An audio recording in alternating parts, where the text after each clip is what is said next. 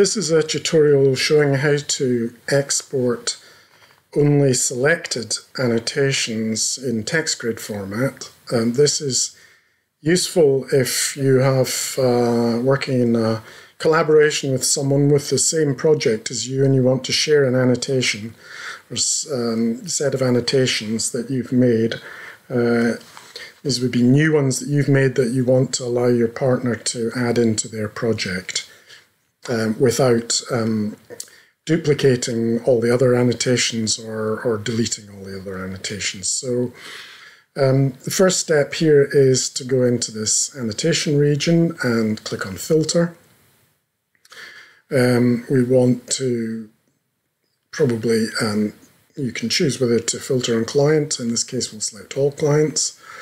Again, you can choose to filter on recording. We'll select all recordings. And under annotations, we're going to filter on annotation. And rather than selecting all labels, we're going to filter on the label. Now, in this case, I want to select these annotations here, labeled H1 to 5. Now, it's possible to use a regular expression here. I'm just going to type them out in full, so that's H1, or H2, or H3, or H4, or H5. Okay, and click on OK. And you see this region turns blue to indicate that the filter is switched on, and you can see that we've just got these annotations in this filter. So, next stage is to export. If we go to File, Export, and Files.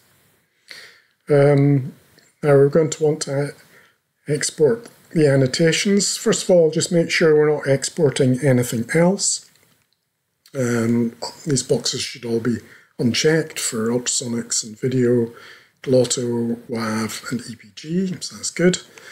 Under annotations, we want to now export the annotations as Pratt format, so that's, we're going to check that box. And then these are extra boxes here that have been added recently. So limit exported annotations according to annotation filter settings. Yes, we want to do that. And here it gives you the option not to export blank intervals.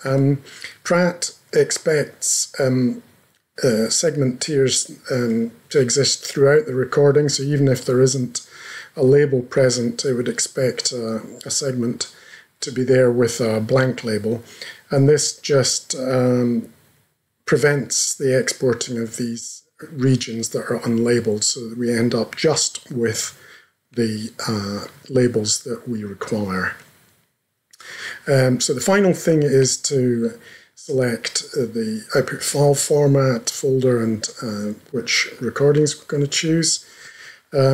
So first of all, let's select which clients. If we click on one client, you get the option to select individual recordings. But here we want to select all 4 clients. So select all of those. And you can select to use prompt if you as the file stem if you wish. Here we'll just stick to file, and we will start it numbered at 1, max number of numerals 3, that looks fine. Output folder, you probably want to browse for a folder which is probably a new folder. I've prepared one, so if we go into, in this case, my junk folder and look for my new annotations, we're going to pop all of these text grids into there. So I'll just check all of these settings are correct and click on OK.